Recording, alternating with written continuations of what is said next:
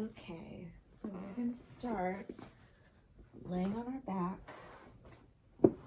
feet on the wall, and just begin by finding a 90-degree hip and a 90-degree knee, and then let things relax and find your neutral pelvis.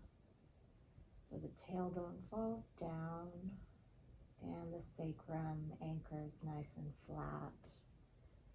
And the ribs fall down, but the lower back's arching very gently away from the floor. Don't let things tip to where that sacrum's lifting up, or those ribs are pushing forward. And just breathe into your belly. Inhale. And exhale. Pull your belly into your spine.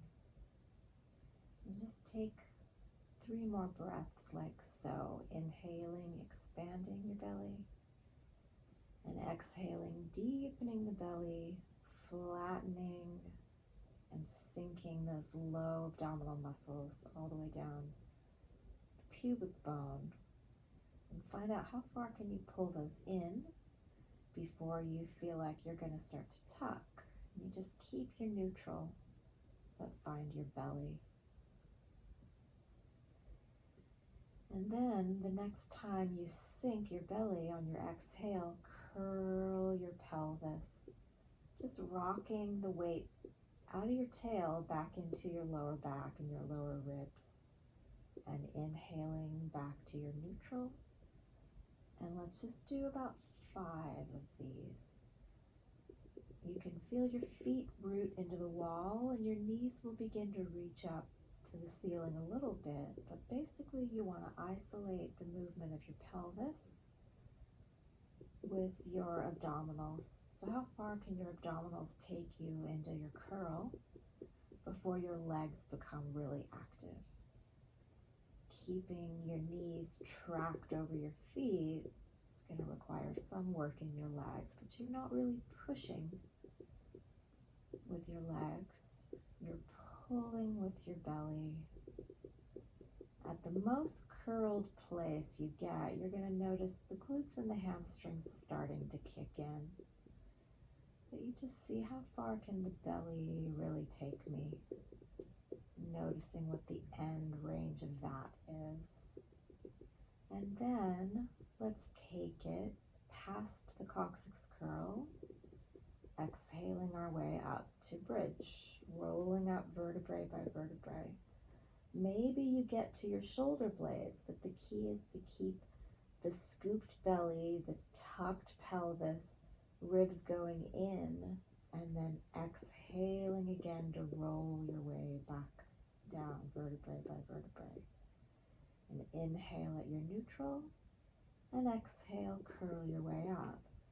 Now as you're curling, tilt those sits bones straight up to the ceiling as much as you can, feeling the glute and hamstring really connecting. Don't let the stomach push its way forward. Keep pulling the belly in so you've got a round, long lower back, and then curl it back down. And go ahead and just take a couple more on your own time. Inhaling at the bottom, exhaling your way up, vertebrae by vertebrae, planting the foot very firmly in the wall, toes, ball of the foot, and heel. Make sure you've got weight in both feet. And then the next time we curl up, if you want to add a little challenge for your glutes and hamstrings, you can roll down a tiny bit and up. Small range of motion pulses. And as I'm curling my hips up, I'm trying to almost pull my heels down the wall. Pull my heels down, pull my belly in, and curl deeper into that coccyx curl place. And then roll back down. And go ahead and hug your knees into your chest. Then let's take a moment to straighten the legs out And just very gently give a little hamstring stretch to one leg. Keep the leg long. You can grab the back of the knee, the back of the thigh, the back of the calf if that's comfortable. Just a little moment.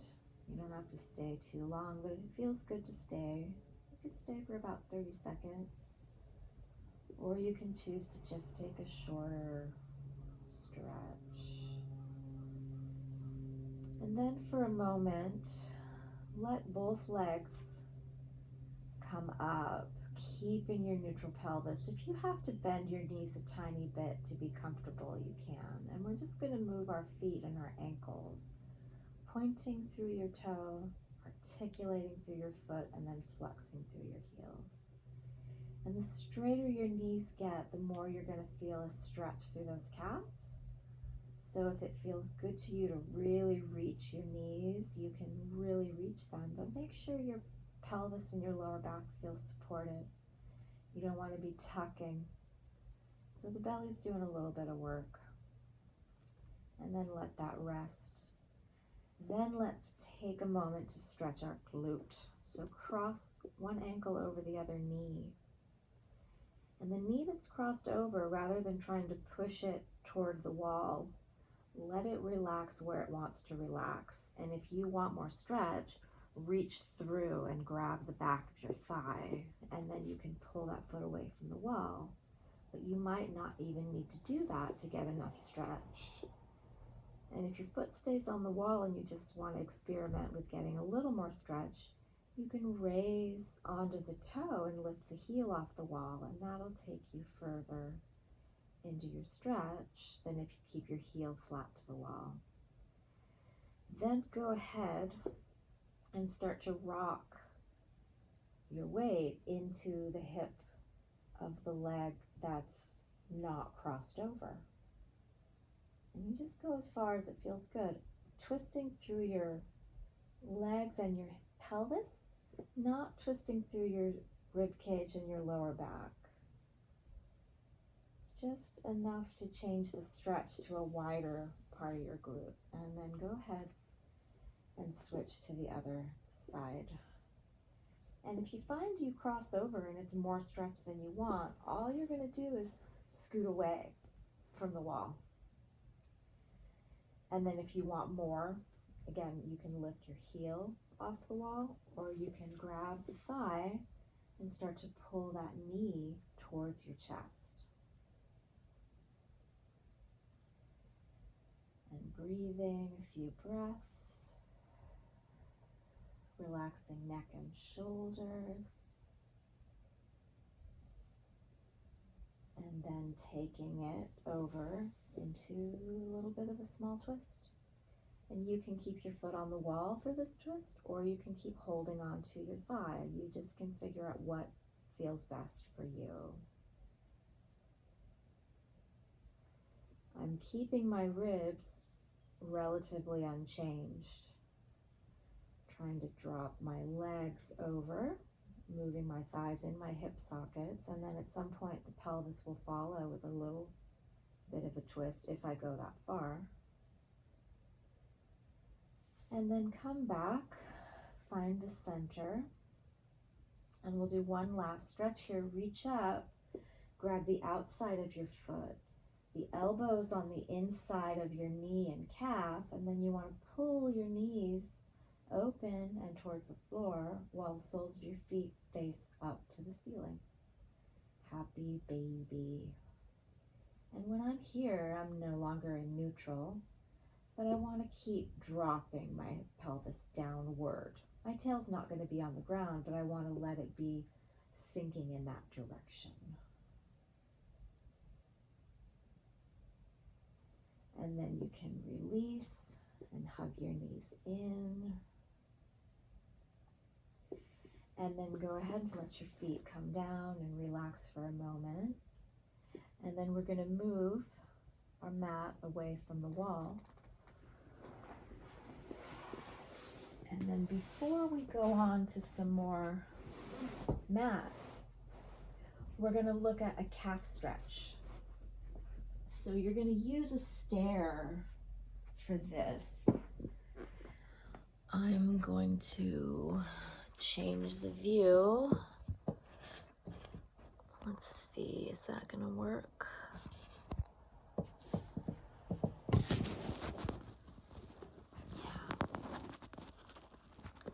So you can see I have a small stair here. Not everybody has a stair in their house. If you don't have a stair, you could pile some books up.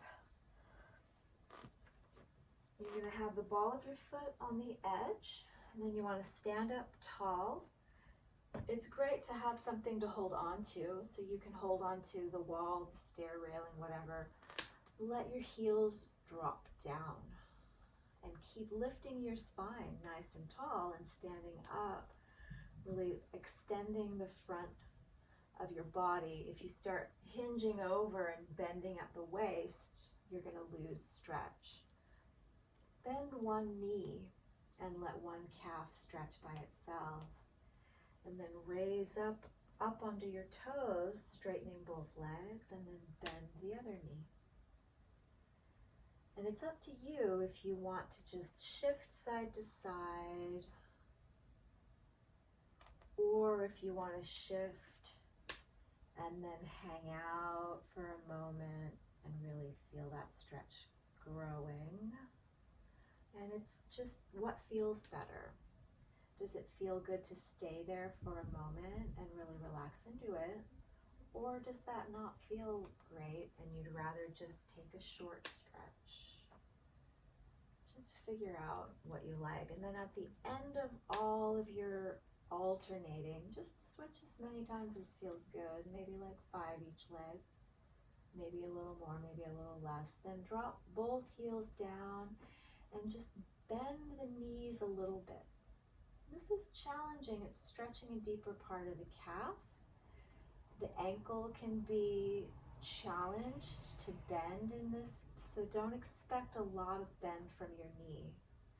Just a tiny little bit of a bend will give you a different stretch. And then let the knees be straight, let both heels drop for one last moment. And then go ahead and step down. Now, if you're using books, you want to make sure that you don't have something that's going to topple over the minute you stand on it. So check out the stability of your situation before you just start doing things. Okay, now we're going to go back to the mat. You want to be scooted away from your wall a little bit. And we're going to do a little bit for our shoulders. So lying on your back, knees bent. Oh, I need to adjust. Sorry for my technical ineptitude. Let's see, is that going to be better? Yes. Great. Okay. On my back, just find that neutral place, that 90-degree knee, your feet flat. Reach the arms up to the ceiling and just with an inhale, reach one arm way up and exhale, drop that shoulder and alternate. I'm sliding my shoulder blade wide, reaching my arm up and away from that socket space to stretch, and then I'm just releasing the bone back into the socket. You don't want to reach so far that you twist into your neck. And you want to keep a sense of your chest being wide, so when you're reaching, you're not crossing your hand over towards that other hand. It's just straight up and straight down. Just do maybe 5, 6 on each side, and then let both arms reach. Float both arms back as far as you can, let the belly keep stability in the ribs, and then float those arms back up. I like to inhale as I go back and then exhale as I return, but you can definitely decide to exhale back. That might help you find your belly to keep your ribs stable, and then inhale, return. Just figure out what way of breathing works for you and stick with a pattern that you decide you like. So let's just do one more. Really take note that you're not letting your arms go back so far that your ribs are pushing up. I want to isolate the arm and the shoulder joint and move from where my arm goes into my shoulder socket and my back, connecting those shoulder blades. And then let the arms both come down. Reach your left arm out to the side and roll onto your left side. And if you mistakenly did the right side, it doesn't matter because we're going to do both sides. So you're on your side, your top arm is going to reach forward on the ground. As I reach up over my head, I have to twist my body back because I want my arm to keep supported on the floor, and then I'm reaching all the way around behind me like I'm drawing a giant circle on the floor. Reaching forward, twisting forward to open my upper back, reaching back, twisting back to open up my chest. And the shoulder should feel like it's comfortable. You have to keep that connection to the floor, so twist your body as much as you need to. So your hand and arm can be close enough to the floor to feel like there's support. Then you reverse the direction of the circle, staying on the same side. You go back, twisting to bring that arm around forward. And you can do between 3 and 5 each side. You don't have to keep your knees fixed. As I twist back, my knees are going to shift and change. There's no reason to try to keep the hips stacked up. Everything flows into that twist to make it comfortable. Then you're going to roll over to the other side and do the same thing on the other side. Reaching up, twisting around. Now the two arms might have very different feelings of stretch, different mobility. Just twist your body as much as you need to make it feel comfortable. Reaching forward, twisting forward. As I'm reaching up, I'm already letting my body twist back, so that transition to go around is supported and comfortable. Then when you're ready, you reverse. Just sliding the hand around in that big circle, letting the spine twist, letting the chest get a chance to open.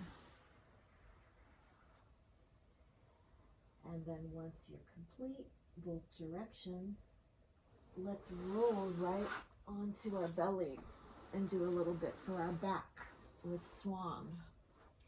Now there are 2 ways you can use your arms in swan. You can have your hands next to your shoulders, flat on the floor, and elbows flat on the floor.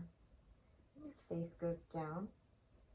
And you'd use your hands, your forearms, and your elbows to help press to take you into that swan, extending head, neck, and upper back. I'm lifting my belly a little bit into my lower back, pressing my pubic bone a little bit into the floor, reaching my legs. Because I don't want to get into the lower back arching. I want to move that upper back up above the shoulder blade area, between the shoulder blades. So that's one way you can use your arms. Or your arms can reach back, palms up. And I lift my head, my neck, my chest, arching that upper back. My eyes are looking forward, but I don't necessarily want to look all the way at the wall in front of me and close the back of my neck up. I reach with the crown of my head, much more than with my chin, because I want to extend that upper back in a nice continuous arch where I'm not crunching any one area. And these, you want to exhale as you start to float up. And then you can just continue breathing. You can inhale there and exhale, come down. You just keep your breath moving. And always let yourself exhale to find that connection to the belly. I'm reaching my legs If I want more challenge, I can lift my legs a little bit, but I don't want to lift my legs so much I feel my lower back compressing. I'm working my back, but I want primarily my upper back, right between those shoulder blades. That's the area I want to make move. Keeping my lower back lengthened so it's only working a bit. It's not the primary thing picking me up off of the ground. And after you've done 3 to 5 of those, if it feels good, you can press into your hands and lift your chest up and extend as far as it feels good to you into this kind of cobra place. Don't press up higher than it feels good. This is a big, huge arch. Your lower back might not want to go that far. You just go as far as you can and then press your butt back towards your feet. And let yourself curl over into a child's pose. And again, the arms have options. They can just relax, or they can reach, kind of using the stickiness of my mat to stretch my palms away to lengthen my armpits out. Or they can reach all the way back, palms up, the same way they were in that version of swan. And that will give a different kind of stretch through my back. And just take a few breaths there, giving your back a chance to open and release any tension. Now let's take just a moment of cat. So very small, rounding and arching, keeping a push through the hands, pulling through the belly, curving my spine in both directions. Just to get a little movement, push the floor away, pull the belly into the spine, giving the back some range of motion. Rounding like bridge, arching like swan. Great. Now let's finish with a stretch for the front of the hip using the roller. You're going to place your sacrum, so above your tailbone, below your lower back, that flat bone, middle of the pelvis. That's on the top of the roller. My head and my shoulders are on the floor. Belly is more sinking in. I don't want to get an arched low back. Draw one knee into the chest and then slide the other leg away from you until it can relax. It doesn't need to push straight. That's going to be engaging, and we want to be releasing that thigh. And as I let the leg relax and I breathe, I keep encouraging my belly to sink and my pelvis to coccyx curl to increase the opening in the front of my hip.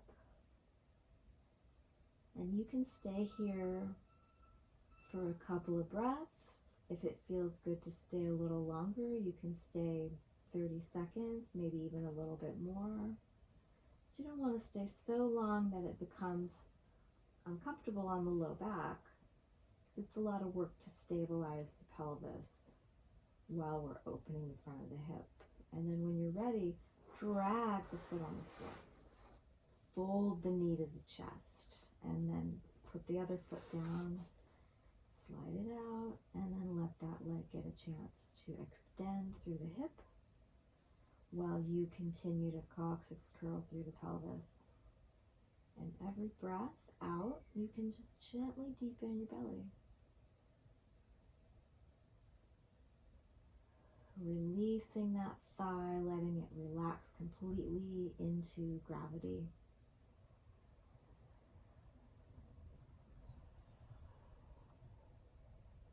And then when you're ready, you just drag that foot, fold that knee into your chest.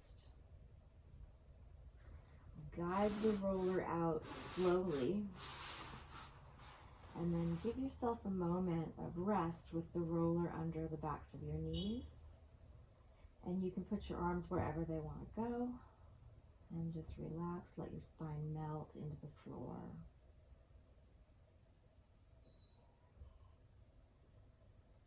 Great.